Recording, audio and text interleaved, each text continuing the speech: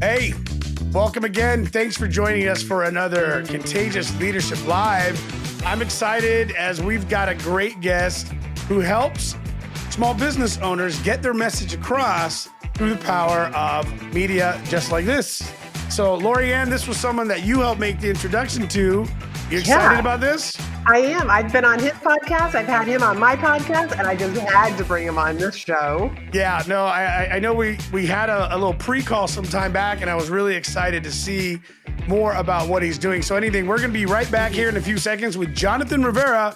And if you are a small business owner looking to take your business into the next step and get your message out there, you're going to want to tune in. Be back in 30 seconds.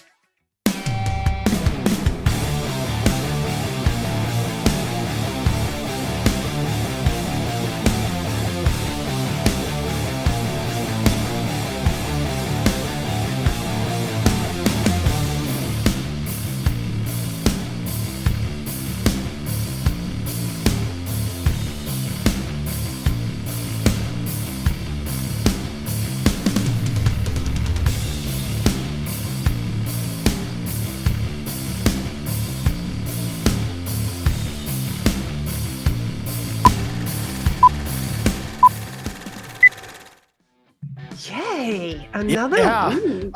Yeah. Well, welcome back. Listen, we just wanted to make sure that you understand why we're here. And our intention is to help you learn anything, grow, be inspired. And so just a little clarity. Lorianne, why don't you tell our listeners today and viewers, what is it that you do to help their businesses move into the next step? I help people, small businesses, coaches, and consultants leverage speaking opportunities as their best form of marketing. Because when you are speaking either in person or even virtually, that you get positioned as the expert, you get to attract and draw in the right clients, and you get to monetize your authority. That's exactly what I do. And Rigo, would you share with the audience what you do?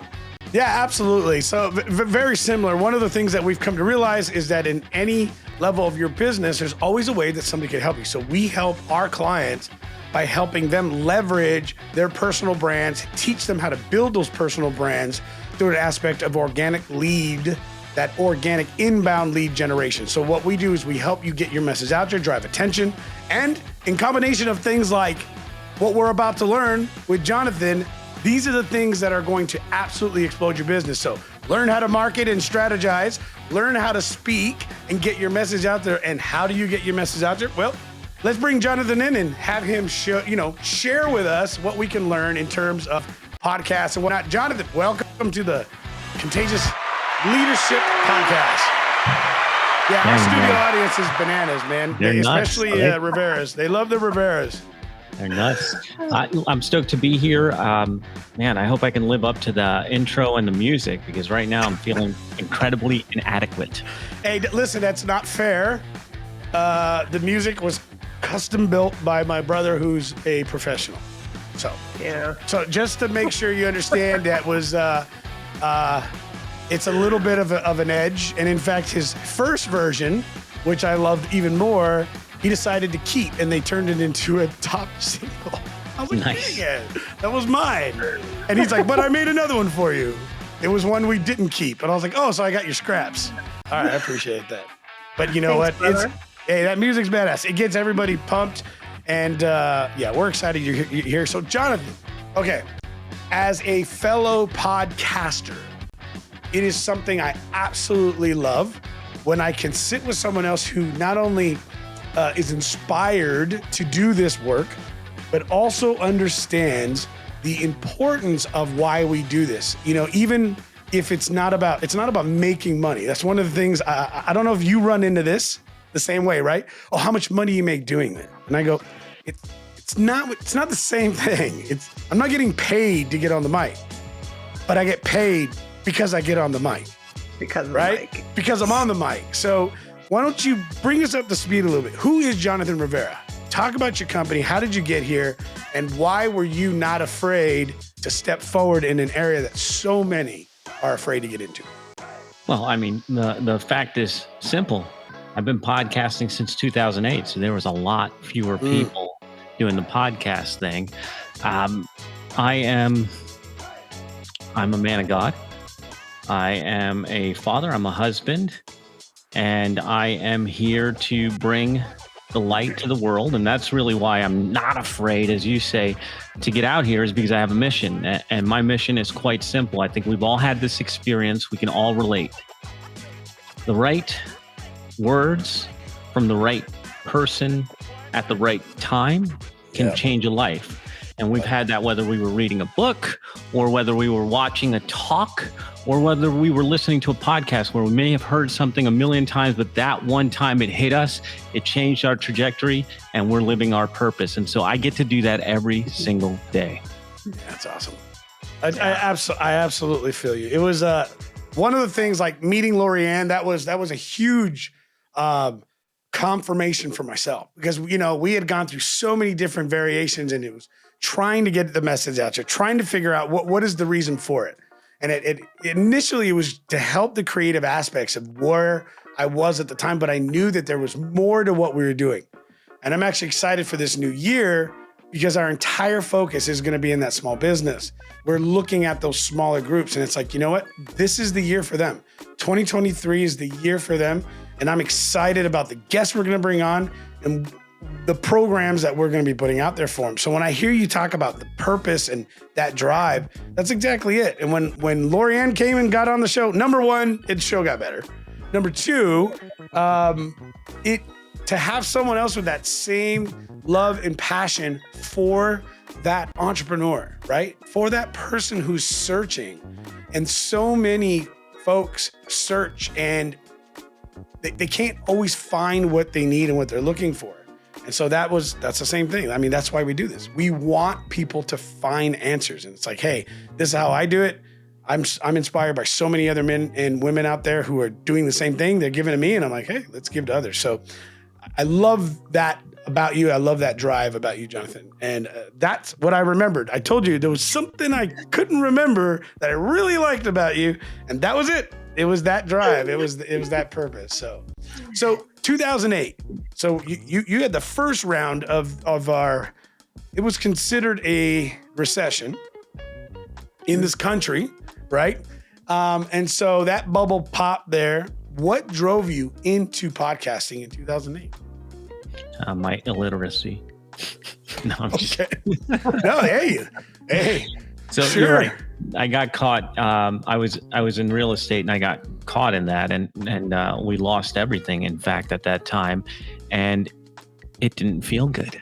I didn't want to do that again, and I was looking for a way to diversify my income. So I was rebuilding the real estate business and looking for another way to bring in revenue, so that I didn't have that happen again. And I stumbled upon business online, and started looking at ways to make money online and to build a business online. And the business I have today is not the business I started back then with info products and different things like that. But I've been through iterations. But it was really about diversifying my income, taking care of my family, and making sure that I did not end up in a situation where one change could take away everything. And so it was really a diversification plan. When I got online, they talked about thought leadership. And in order to be a thought leader at that time, you had to have a blog. And this is why I say my illiteracy, because I couldn't write. I barely read. And I'm just like, I can't do this. Lo and behold, I had this Mac. The Mac had GarageBand on it, and I figured out how to connect the dots from GarageBand to podcast, and I could get out there and get my message out there without having to type it. And so that's how I started. And over the years, I developed a reputation for being able to do the technical thing behind the podcast, and more people started coming to me looking for help with that. And fast forward to 2015, we start the Podcast Factory as an agency. Fast forward to today, we have changed over 6 million lives, people listening to our shows, people getting good, positive messages of light, and people changing their lives because of the inspiration that we provide over at the Podcast Factory. I love that. And that's why I wanted to have you on the show, because, even just sharing about the different iterations, I know that that's something that we talked about on my podcast, but you've just had different iterations of your business, not just because there was a recession, but because you listen really well to the market, to your clients about what they're looking for. I'd love for us to dive into that conversation at some point. You know what? You make a good point, Lorianne. We had a guest we were just speaking to here the other day, and she had made quite a few comments about how none of where she is today was that original, intention. And I think it's interesting because you made a comment, Lorianne, that Jonathan, you've obviously listened to the market, right? You got in, you looked at an opportunity to share something. And I think it's really neat. I'm sure you're familiar with Gary Vee and VaynerMedia. And I love one of the things and the drives with Gary that I really do and have always appreciated for the years that I've been watching this guy.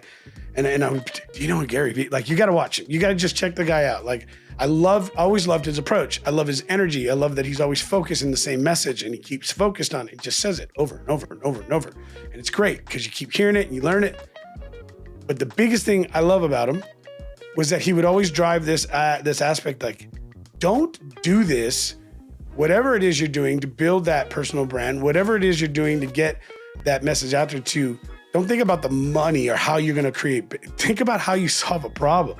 Like, do things authentically and it will start to develop. And it sounds like that was your approach, right? You started to just get into it, to build and learn the muscle memory. Is that about right? Just to kind of get the practice in, and then people started to come to you, right? So tell me about that first time that somebody asked you if you could help them do what you were doing. Do you remember that? Because I remember that. Do I? I didn't like that. I didn't like that. There was a lot of lessons learned that first time. Yeah. Well, it was, and this is a tip for anybody who's starting out.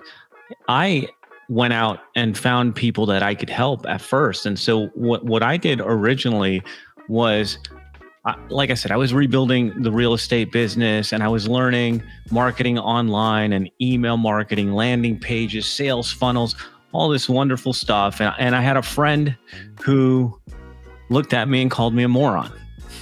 Thank you, sir. I appreciate that, because he saw me trying to build like these online products and all this other nonsense. And he said, dude, why don't you just use that on your real estate business? And I'm like, oh, man, duh. Why don't I use email marketing and video sales letters and landing pages on my real estate business? So I took what he told me, just that little shift in perspective. And I went and I wrote an ad on Google. I built a landing page and a video sales letter.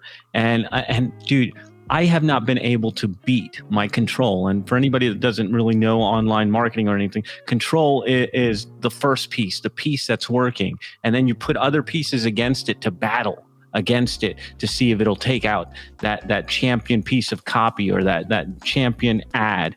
And I haven't been able to beat my control since 2012. And that was using all of that. And I said, damn, dude, that was some killer information. You knocked me on my butt. Let's go share this with other people. And so that's what we started doing, was like, dude, I owe you like millions of dollars in rents have come in off of that one ad, that one video sales letter, and that one person kicking me in the butt. And I put him on the air with me and we started doing things. And that wasn't him coming to me for it. That was me saying, dude, you helped me out a lot. How can we help more people with this? So that's actually where it started. I love that honest feedback. You're an idiot. Thank you. I mean, I totally relate with all of it. We found ourselves, we were doing this for ourselves, and I had these young people that I really wanted to pour into. A couple of them being my children and some of their friends, and it was like, how do I teach them the spirit of entrepreneurship? Because I'm seeing so many young people looking at school in different directions, and I have a degree myself, so I'm not a hater of education. I just feel that today, like, we should not be taking job advice from our parents.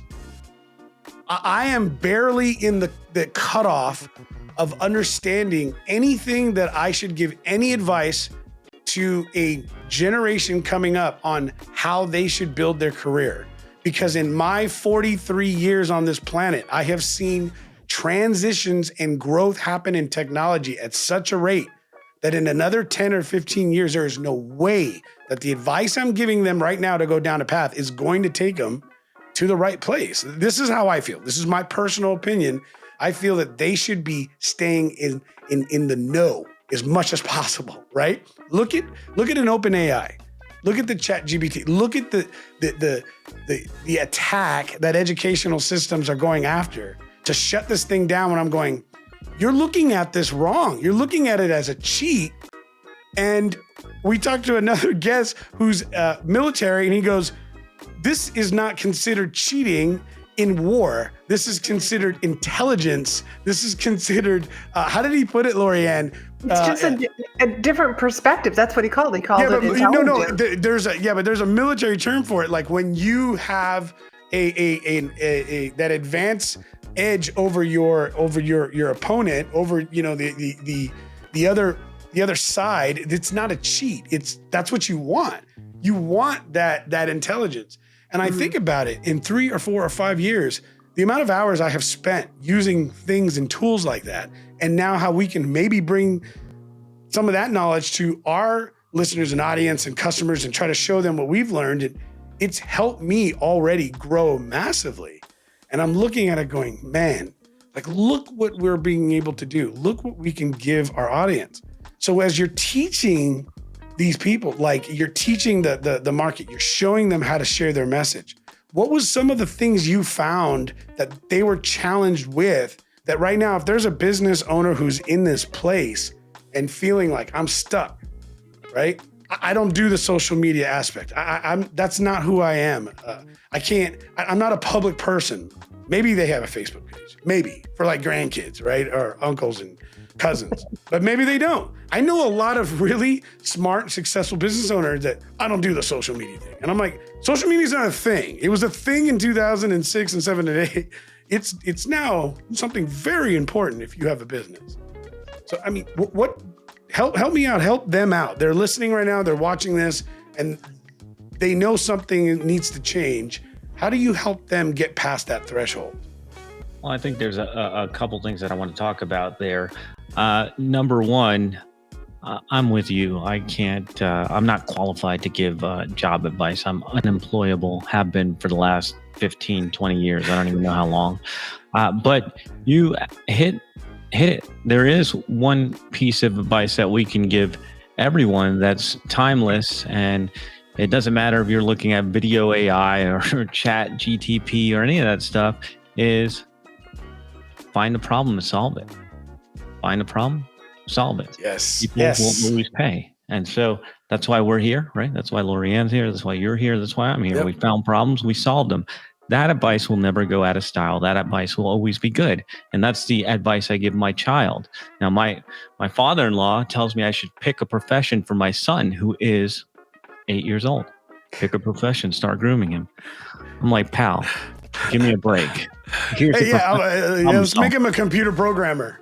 Like, no, that'll be gone, right? Like, yeah, I mean, what do we know, right? But solving problems doesn't go out in style. That's the main thing. I love that. Yes.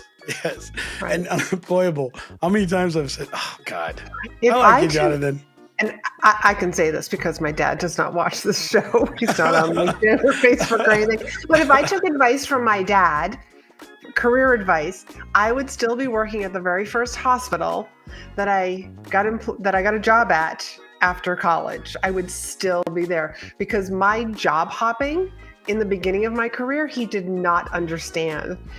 I mean, I would take pay cuts to learn something new because I just intuitively knew that it was going to serve me in the long run. And it did. I mean, and then it eventually, got me into coaching, which brought me into the entrepreneurial world, which again, he was like, are you working today? It's like, Dad, yes, I'm working every day. I work all the time. It's just different. Think about this, Jonathan. Did first question number one, 15 years ago, did we think that YouTube would develop multimillionaires? Question number 2, did we ever think that YouTube would create billionaires, right? You look at Mr. Beast, who's already now worth billions of dollars and has already been approached, and his company, it won't sell for any less than like 50 billion. Billion with a B. Like, this is not the world that we lived in ourselves. I got out of high school in 97, okay? I graduated college years later, started in 2006 or 7, 4.5 years later, got out. Halfway through, I was like, I should probably buy a computer. I didn't own one. And I had a computer science minor, right? Electrical engineering major and a computer science minor. I was like, I should probably build something. Like, I got a degree in this, I should go do it. And I got a computer finally. Like, you just didn't need it, right? Yeah. My first smartphone I got in 2009 when I convinced the company I was working with to give me a smartphone so I didn't have to keep driving all the way back to the shop. I'm in the renewable energy business, and I'd have to drive 40 minutes out. And then we'd get a call on the radio from my admin that there was an email I needed to address, so I'd have to drive all the way back. I'm like, this is dumb. Give me a phone with email on it, right? And it was a BlackBerry or a Droid or something. And I just remember looking, and we got an iPhone within that first 6 months. And I remember going, okay, I see what's happening. And I want to hold on and grab a hold of this as best I can because things are about to change. And I remember when that clicked. It was like 2008, 2009. It was that time frame. I didn't get into anything yet, but I remember things. Clicking for me, and I knew that things were about to change. And I remember at that time looking at my children, thinking, "How do I help prepare them for what's going to come?" You know, so I love that problem solving. So when you work right now with your clients, Jonathan, how do you help them find their way of solving the problem? Because, like, tell us about your company and how that your message in that company helps solve these problems for your clients. I think it comes down to conversations, because conversations equal opportunities. And I think that's why, didn't you open the show with saying you get paid because you're on the mic? What was that? That was off. It was off. Yeah, that was offline. And I said, what's interesting is that people would always ask, oh man, how much money you make? I was like, I don't make money from the show, right? I don't get paid to do the show, but I get paid because of the show, because we create top of mind, because we're creating a personal brand. If I'm working with somebody, and I was talking to our business manager, Anita, today, and she was working on some posts and she was reading some content for me, and it had to do with outbound marketing. And it wasn't necessarily positive towards. I said, whoa. I said, look, we don't talk about outbound marketing, but let's go through this. Why do I not talk about outbound marketing? I'm not opposed to paid ads. I'm not at all. I think outbound marketing is a very good method to support a strategic plan. But why do I not talk about outbound marketing? She goes, well, because you never used it. I go, that's right. I will not teach or train on what I don't know. I built my business 100% on non-paid, organic, inbound lead generation. That is a long-term investment. You have to understand that it's about building relationship, building trust, and building authenticity. It's a different strategy, but I did it. And we did it, and I know how to do it, and I will not teach somebody what I don't know. And so that's why we don't talk about it. And it clicked for her, and it was really exciting to see that. It's not that I don't think it doesn't work. So you're a professional podcaster. I mean, we're talking 15, 16 years, dude. Hours. Like, if you think about this, right? Look at an expert in any industry. How many hours does it take to make somebody a master electrician, an expert in their field? Do the math. You have thousands of hours in this area. Like, you are a master. You're an expert in this area, whether you have cool music or not. You're an expert, right? So when somebody's going to sit with you, they're getting 16 years of do's and don'ts. in just a few minutes. That is where the value is, right? So this is how you help. This is what we do, right? This is why coaching is so important. And I think markets are shifting. I think they're getting it. I think businesses, not just entrepreneurs and solopreneurs, I think companies are getting it, that things are different now. We can leverage different aspects of how we market through these funny little coaches that seem to be making a living online. Like, I don't know, man. It just blows me away. Like, I never thought that this would ever even be possible. My first job at high school was in radio, believe it or not. I was all about I loved it. I loved the concept of it, but I was like, I was way too young to be in radio. That was a stressful job. Well, and I worked for an oldies radio station too, Southern California. I don't want to get into that, but I was like, nope. But I did love that aspect of it. So, I mean, the possibilities are so endless. So I really want to hear how you work that through with them. Because I know there's people out there right now that don't understand, or they're stuck in this aspect. They think that it's about making money. It is, but it isn't. Help explain that in better words so that they can get it. Well, we're thinking in terms of money. Money is capital, right? What about relationship capital? That's what I like to think about is the relationships. I wouldn't be here talking to you guys today if it wasn't for my relationship with Lorianne. And that came through a conversation that I had on my podcast. And so I think that you have to zoom out and look at the bigger picture of how you get paid, because I'm like you. I have run hundreds of thousands of dollars in ads and they never get me an ROI. I'm sure I'm doing something wrong. I'm sure of it. I can't crack that nut, but I can get into a mastermind and I can go meet some people that I like, and I can create some friendships that become business opportunities. And that's a whole lot easier for my little pea brain to understand. Friends do business together. Very simple, right? So that's where I put all my time, and that's what I look at. And by the way, if you call me a podcaster again, we're going to have a problem. Okay. I'm a businessman. That just goes to show, like, I don't know the words. It's just one thing that he does. Because remember, he diversifies. He's into diversifying. I'm a business person that uses a podcast, and that's what I teach everybody I work with. Yes. This is a perfect example of what I was just talking about. Because you're absolutely right. It's not. I'm still using an old terminology that doesn't apply to what it is we do today. So if you think about this, like, what we do is, it's been really hard to try to figure out. And I was like, oh, okay. It took a while because, like, people are like, what do you do? I'm like, they're like, oh, so you work in computers? No. Well, yes, because everybody has to work on a computer, right? I think. Like, I didn't think that was a comment, but okay, I guess it is. It's marketing, sort of.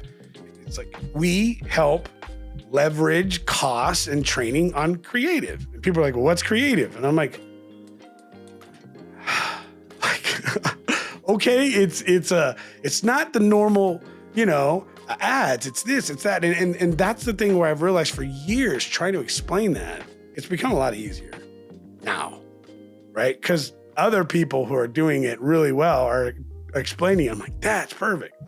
Like, there it is. I want to grab that. That's exactly what I've been trying to figure out. But I love this path we're on. And we're business people. We're businessmen. We're businesswomen. We're helping other businesses get to that place. They're like, oh, so you're like Tony Robbins. I'm like, no, I'm nothing like Tony. I'm not kidding you. These are real conversations. I'm like, no, I'm nothing like Tony Robbins. First off, he's like a gazillionaire. Number two, I'm about like half his height. Number three, I'm like, no, but what he's doing, yes, it's that same aspect. Tony Robbins has taken his message and he's built it and he's turned his brand into something that has trust and value. And when you hear the name, you feel comfortable about the product. Like, do you really think when you buy or get into a program, you're going to get Tony Robbins? Like, not. You know, I don't know. Maybe, but it's probably not going to be Tony Robbins. But it's going to be, it's right. Go ahead, Lorianne.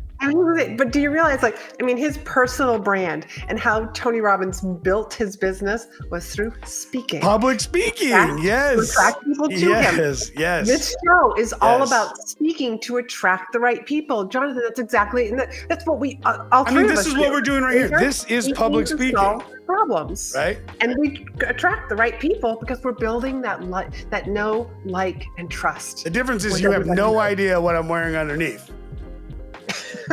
I'm just it doesn't match the top. I can tell you that right now. Thank goodness. Hey, this is my home studio. I can wear what I want here. It's none of your business. All right, back on track now. Yeah. So Jonathan, public speaking, getting the message across. We're businessmen. We're businesswomen. We're helping other solving companies, problems. Right? Yeah, solving problems. How do they get across that threshold? They're there. They're trying to understand. They're afraid. I don't want to do this. Why is it important for them? Help them understand the importance of getting out there, putting out video. What other ways do you help your customers? Let's talk that through that way. Oh man, there's so many different ways. I just got off a call with a client who signed up with us, who's written 3 or 4 books and still trying to figure out his marketing. And I'm like, damn, man, you put all that time into those books, but you're not getting the return on them. And so it's a bigger strategic picture of how to turn your ideas, how to turn your beliefs, your values into opportunities for your business. And so if you're afraid to get out there, then you're doing your market a disservice because your competitors are out there already and they're getting your clients and they're probably doing a lesser job than you would do. And so it is your responsibility, your duty to get your message, share your values, and get those right words into that person's head so that they do business with you. And I think that's Simon Sinek's saying. We do business with people. The purpose is not to do business with everybody. It's to do business with the people who believe what you believe. And if you are not out here sharing what you believe, sharing your values, sharing what's important to you, then you're not going to get those people.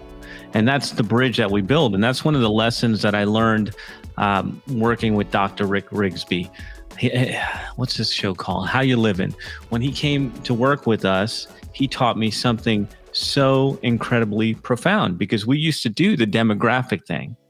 Like, what's the age? Are they married? What's their position? And when I brought this to him to map out his show, he's like, none of this works. None of these demographics work for what I'm trying to do. And he taught me about the values. And so we think about it instead of psychographics, it's value graphics. What are the values you hold dear? What matters to you? What's important? We have to get those front and center. And like you said about Gary Vee, repeat them over and over again so that people hear that message and you're like a beacon of light. You're like a lighthouse attracting the right people to you so that you can help them. And that's your duty. And if you're not doing that, then you are actually doing a disservice to the market. Yeah. I agree. I agree 100%. As you're talking, there's so many different examples that are coming up. I'm like, all right, I think I've given like 2 or 3 of like real customers and clients. I'm like, I don't think I should give any more because eventually they're going to start figuring out who I'm talking about, right? Because you get into this business and it's like, you and I are both individuals that, like I said, you called yourself unemployable. I've been saying that for years. Yes. Words are very difficult for me. I was really afraid of that. People are like, oh yeah, you're personal. I'm like, no, you don't understand. Like, yeah, I'm outgoing because that was my defense mechanism for feeling extremely embarrassed and extremely just feeling inadequate to go out there. I'm not a wordsmith. I say things wrong all the time. Like I have numerous, memories of being made fun of younger because I got something wrong, or I remember the first time that I got the number of states wrong of the country. And I just and so, by the way, I got really good at boxing in my life, because I'm just saying I had to have an outlet, right? And so it was like, okay, how's that? Can you remember that? You want me to give you 50? And that was just the thing, because I didn't understand how do I get this, my ideas and thoughts, and how do I share things, but I'm afraid I don't want to say the wrong thing, and especially in LinkedIn, right? What happens? Are we going to make, a customer upset? And then I realized it was a few years back, and I think you could relate to this. I'm at a meeting. We're getting hired by a new client, and their head of business development is sitting at the end of the table, and he made a comment in regards to Facebook or Instagram, something like that. I said, oh, hey, here, hit me up. Let's connect. They're paying us thousands of dollars for us to help them. He goes, oh, I don't connect with people I do business with in Instagram or Facebook. And I go, okay, that's odd. I go, why? Is it different? He goes, well, how I present myself here is different, yes, than, I go, wait, so you're telling me that this version of you is unauthentic. So if I look I always loved that meme, but it was humorous. I got it, but I thought we all got past that, right? Apparently not. And I said, so you're telling me that the guy I'm going to be dealing with over the contract term of this year is really not you. I was like, well, that makes me feel comfortable. That's good. And I said it right there at the table. I don't care. Right? I don't work for you. Face to say is just speaking volumes. Yeah.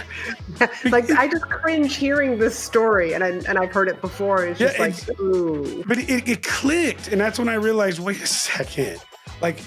We're not looking at the world correctly and understanding that we should be authentic anywhere. We should, right? Let your yeses be yes and noes be noes, right? Be who you are everywhere.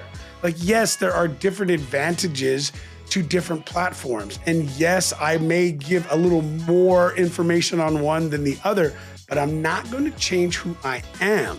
I'm not going to not be authentic in who I am on any of these different places, because if you go look me up and any of the other platforms, you will not be shocked at what you find.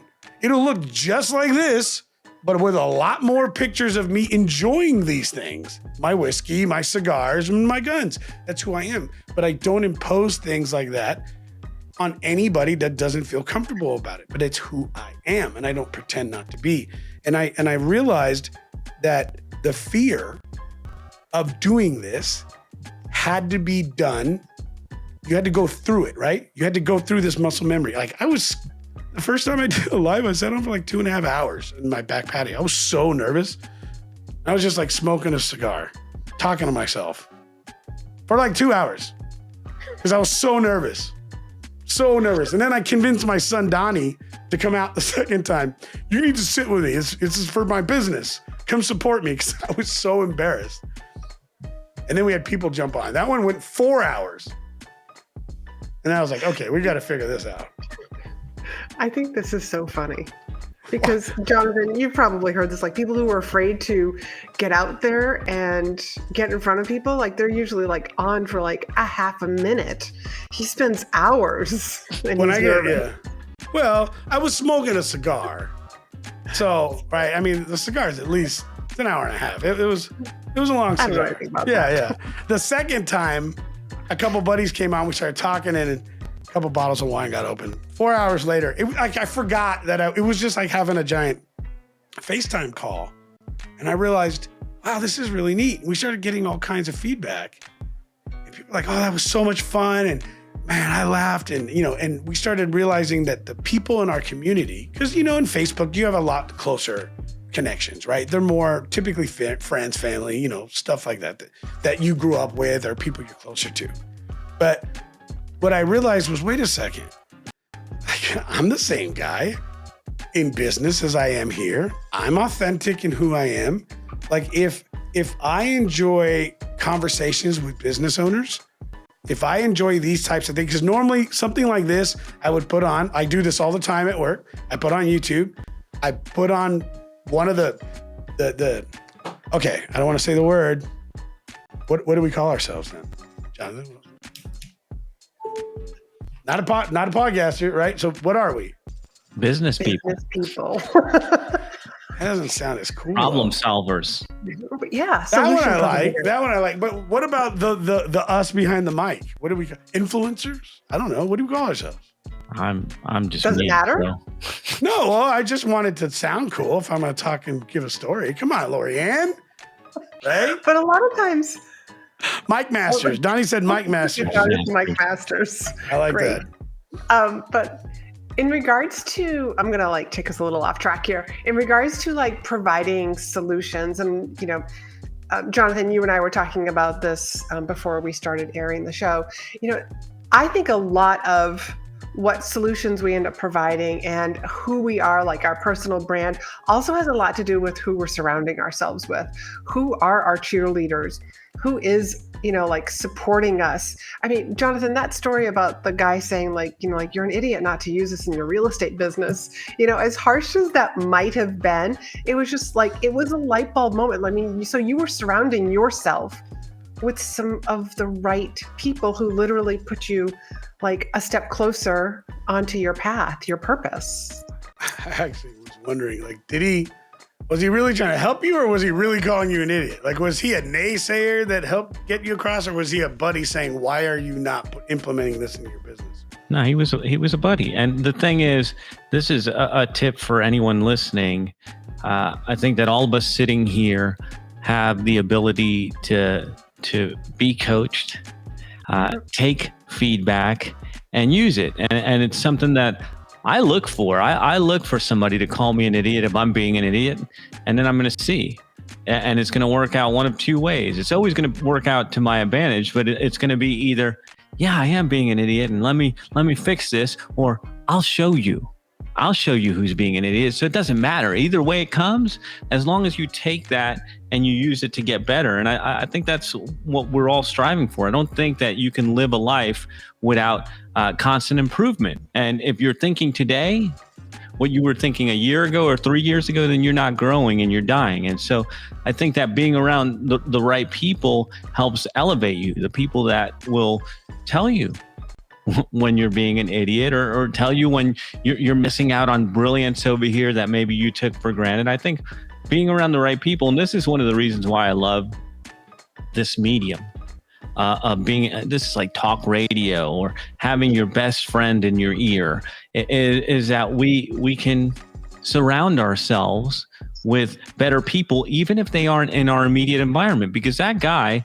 that helped me, I had never met him. I worked with him for 5 years online. We built a couple products together and a business together before we ever met. And that's what's so awesome about the world today, is that we can do things like that. And so when we think in terms of being around the right people, the people you went to school with, your family, your clergy, they all mean well, I'm sure, most of them, but they're not always going to help elevate you or call you an idiot. They're going to try to protect your feelings and keep you from failing. So getting around better people who not only lift you up, but challenge you is key. And that's why having a show like this in your earbuds, listening to us talk, is a way to get around better people, listening to other podcasts, reading books, watching documentaries. The people and the ideas we surround ourselves with is who we become. I couldn't agree more. I mean, because we really do have to be careful about whose advice we're taking, who we surround ourselves with. And, some of the people that you're surrounding yourself with, let's just take family.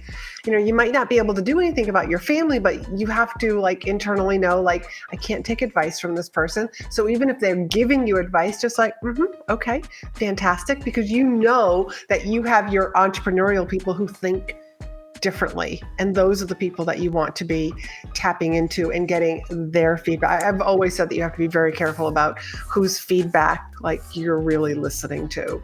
So I'm so glad that you shared that with us, Jonathan. I'm thinking my father-in-law, right?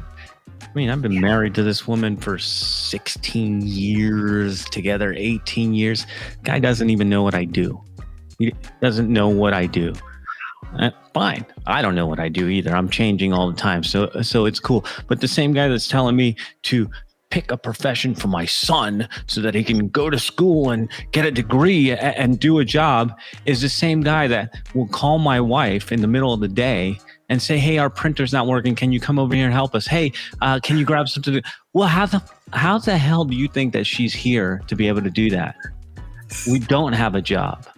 We built this life. Your advice is helpful and thank you for it, but maybe it's irrelevant. And so that's why you have to be looking at the people, not just the people who are in your immediate circle, but look for the people who are doing what you want to be doing. Look for the people who are doing amazing things and try to emulate them. There it is. You nailed it right there. By the way, you can tell your father-in-law, Rigo Murillo said, we are not to take your career advice. You are too old.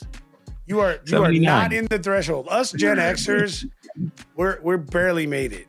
And I don't even think we're there, right? I'm just fortunate enough to have young people around me to help keep me focused on where it needs to be. But you nailed it right there, asking.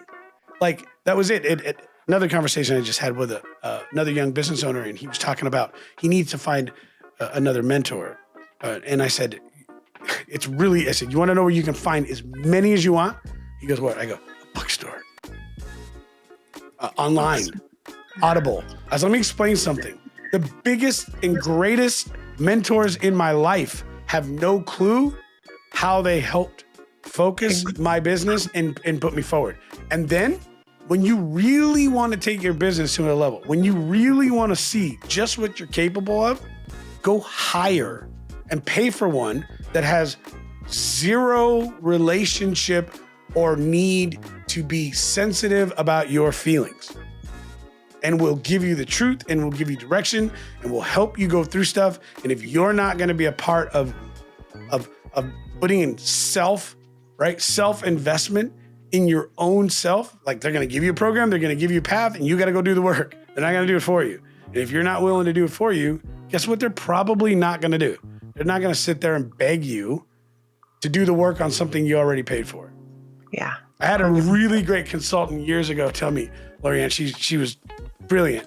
And she was watching me. Like, I was banging my head against the wall with this client. It was years ago. And I'm like, oh my God, like, listen. Like, it's crazy when you give somebody a plan and it's super simple and they want to complicate it. I'm like, just do just do it. You paid me for this. Just go do it and then see if it doesn't work. If it doesn't work, I'll give you your damn money back if that's what you want. It works. Great. All right. We need to just change it up. No. It ain't broke, dude. Just keep doing it. It's too simple. Who cares? It's working. They wanted to change it up. She comes up to me and goes, Rigo, let me tell you something. You tell them once, you tell them twice, and you shut the hell up. They keep paying the check. It's on them now. And I was like, that's funny. I was like, all right, I like that. That was good then. But at the same time, I want to help people grow, right? And I think this is where we find people that want to connect with us, right? Because our stories connect. We're just not a consultant. They're not just hiring us. They're connecting with us, right? We're building trust through this right here. The public speaking. We're building trust. You agree? 100%. No question about it. I mean, that's back to value graphics. Does this person believe what I believe? Does this person come from where I come from? Does this person understand me? And the only way to do it is to put yourself out there. Otherwise, they will never know who you are or what you can do or what you believe. So I'm with you. I mean, I've been doing it for years, so I'm with you, brother. So when you're putting something out right now to some business owners that are watching this, and they need to hear something. They need to be inspired. What do we tell them? Like, how can they understand the importance of why building that personal brand matters? And how can they find you and see how you can, maybe you're the right choice, maybe you're not, but how can they find you and help them get across that threshold? Like, why is this so important?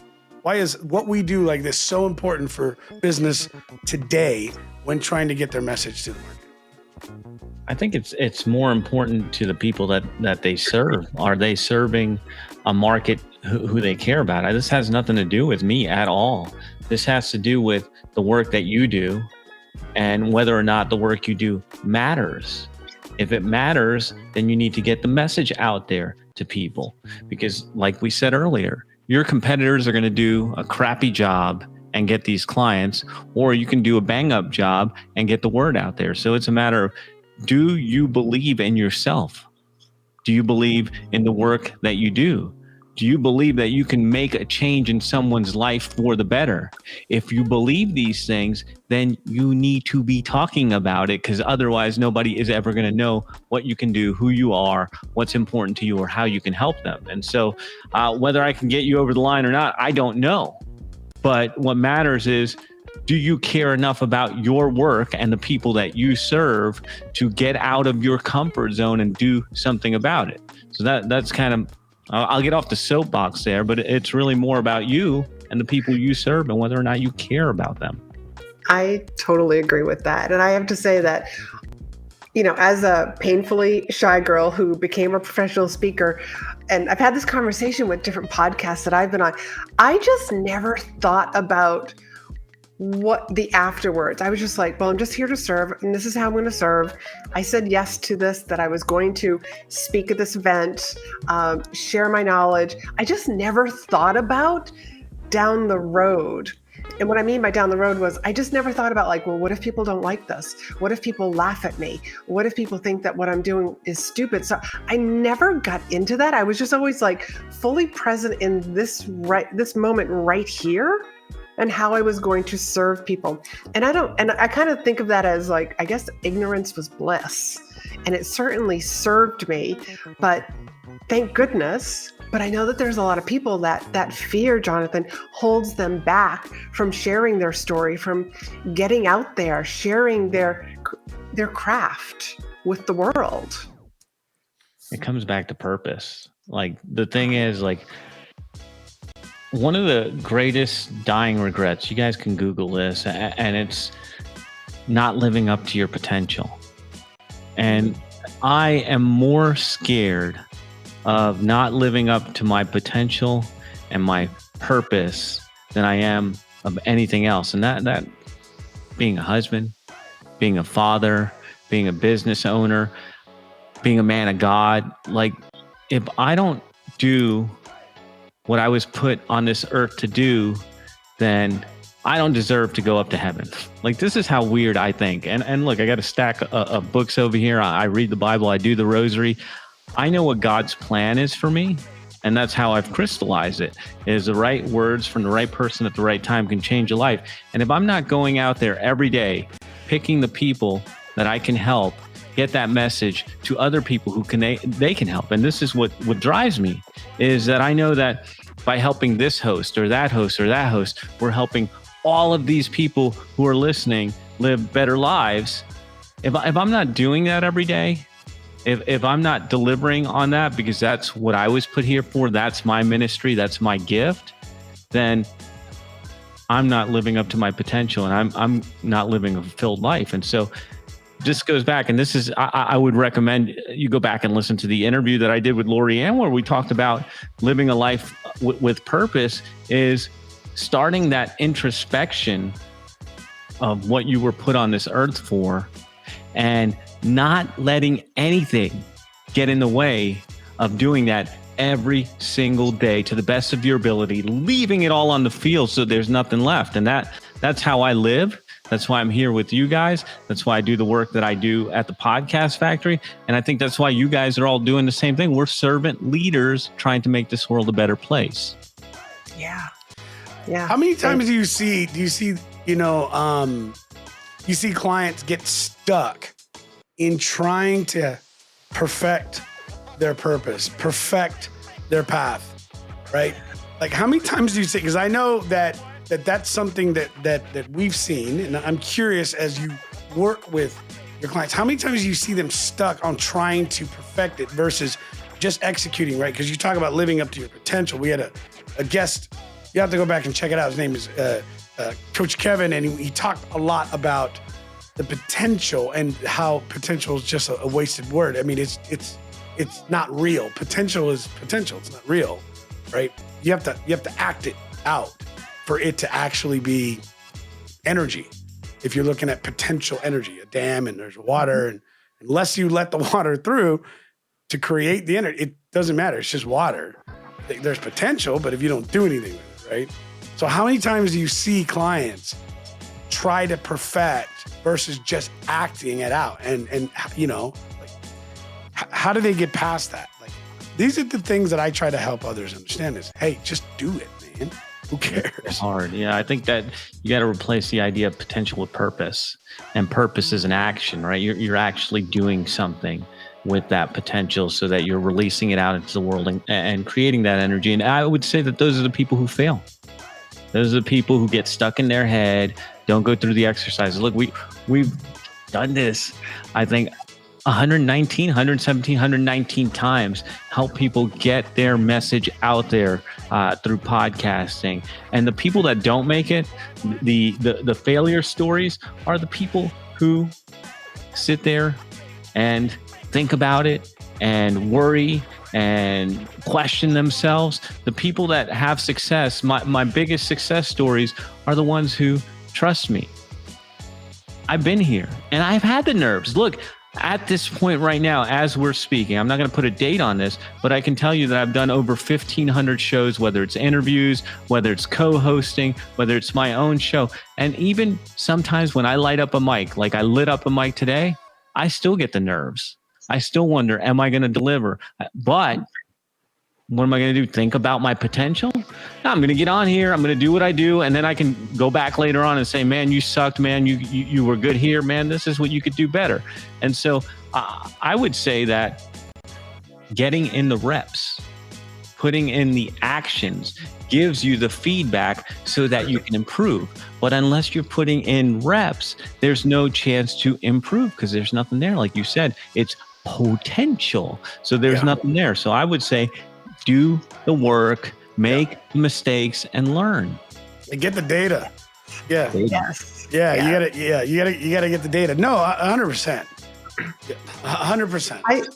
I'm glad that we're talking about this purpose stuff because, Jonathan, I think, just because I've had you on my podcast where we talked about your purpose and understanding and uncovering your why, that a lot of people think that their purpose and why has to be some huge thing. Will you just share your very simple exercise to uncovering your why and your purpose? I think that would hugely benefit some people who are doubting theirs. So here's what's fun about this, because I was thinking as I was preparing for the interview today, I listened back to our interview, which was only a few months ago. Mm-hmm. And I thought, man, I could have said that so much better. But had I not said it to you, then the next time I was interviewed, I would not have had a better way of saying it. And so this is a perfect example of putting in the reps. Hey, that wasn't exactly great, but what could you do better? That's what it's about. And to speak to the point of knowing your purpose, it's going to change. It's going to adapt. What it is today might not be what it is next year or 3 years from now. But you got to stay on. No, right, Jonathan? And it shouldn't be. I think that's the biggest thing is it shouldn't be. We're solving problems. You're helping your clients. You have to evolve with them. You know, in 2 or 3 years, we're all going to be working for President AI. Right? Who knows? I don't know. Now, listen, here's the deal. We are seeing changes in our world and our economy. We'll have to shift with it. It will continue to do this. It always has, right? Yes. From a stick to a spear to a bow and arrow to a rifle, you know, from a horse to a tractor to a combine that runs on satellites. Like we change. It's not just technology. Technology is just the representation of that change. There's other change as well that has gone the other way. More people. Look at this. We went from very corporate, spending thousands of dollars and putting people all over the place and shows. And don't get me wrong, I love these types of events, but now I can build relationships with people on the other side of the country and the other side of the world And this was not a feasible strategy 10 years ago. I mean, it existed, but it didn't have the same effect that it has today. So things change. We should change. We should constantly change. And I think that's why something like the Podcast Factory and other aspects, right? You said what doesn't change is problem solving. What doesn't change is learning how to speak in any sort of, whether publicly or privately within an organization, learning how to use your words, right? That's important, right? Learning how to solve problems, important. These are things that don't go away. They may get replaced with AI, whether you like it or not, Lori. Stop. Yeah. All right, Listen, Jonathan, I love it. I love it. I got you, Lorianne. So yeah, hit us up because we got a few more minutes and we're gonna go ahead and close up. So yeah, go ahead, Jonathan, bring it out. The framework that I look at now is 3 simple steps. Number 1 is gratitude daily. And this is as simply as taking a note card and writing 3 things that you're grateful for in the morning and in the afternoon. You do this every day. The lizard brain in you is going to say, I've run out of things after day 2. That's actually a benefit. Is when you start doing gratitude daily, you start realizing what's important to you. So gratitude daily, do it for the next 30 days, and you'll start seeing trends in what's important to you. Then after a month of that, or actually after a week of that, I'm going to take it down to a week. So you do gratitude daily, then every week you do what I call a course corrector. And a course corrector is a very simple exercise that turns failures into fuel for your next success. And it goes like this. You ready? Pen and paper, write this down. What worked? What didn't work? What could I do differently? And this is how you turn all your mistakes into valuable feedback. I like to say, actually, I learned this from a friend of mine, data, not drama. You get data on what's working, what's not, and what you could do differently. So gratitude daily, course corrector weekly, then monthly, you do what I call delegate and delete. Now you know what drives you.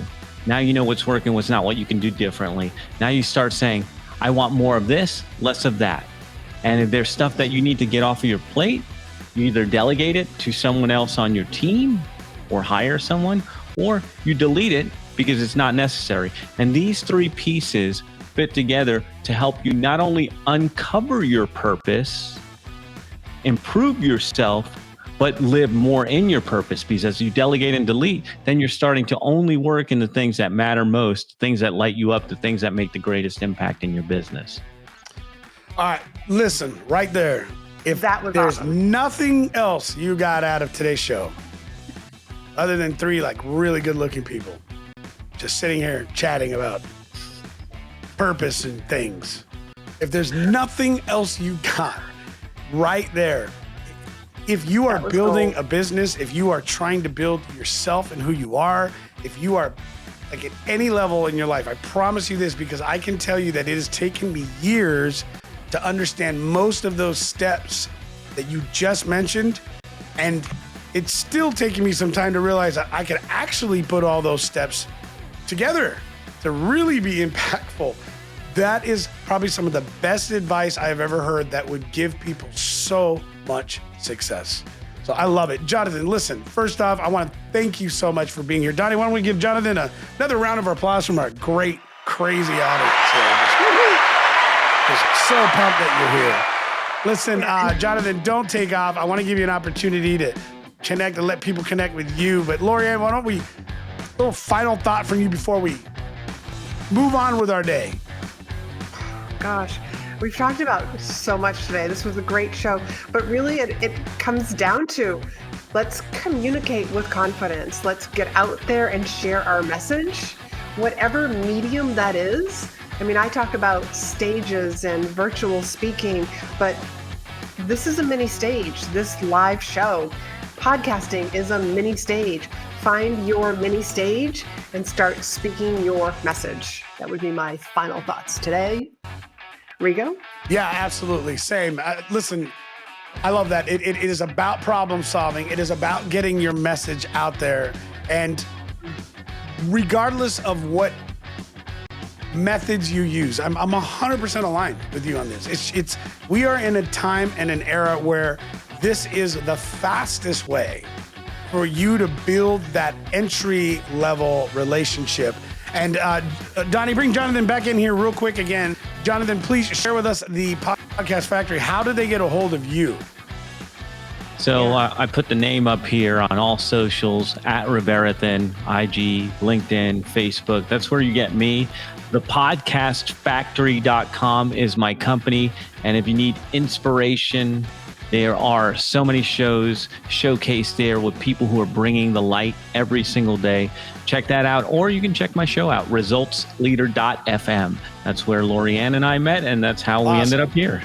Awesome. Right. I love it. I was about to say, if somebody needs inspiration, go find Tony Robbins. No, I'm joking. You had to be part of the conversation earlier. Absolutely. Listen, I hope that this information really does and did something for you today. As we get ready to close this up and move on into the rest of the year here, you guys, and going into how we can help support you as an organization, as an individual, as a solopreneur, entrepreneur, it doesn't matter. Let us know if it matters, if this information did something, if you liked it, if it did nothing, but it kept you entertained for an hour, let us know. We really, really want to hear from you. It helps. Subscribe to our YouTube channel. Let us know what you think. And by all means, follow our guests, follow their social profiles, and do the same with us. We just want to hear from you. We want to know that this information matters. We're going to continue to drive focus on how we can help you reach that next level. I love that, the right thing at the right time, the right place, and the right couple other things, but I get it. I love how he said that, and those are the things that really impact and change lives. So anyways, you guys, listen, I'm glad you were here. Join us next week, same time, Thursday, 1 p.m. for another episode of Contagious Leadership. God bless. You guys take care, and we will see you next week with another great guest and our amazing host, Lorianne. Talk to you later.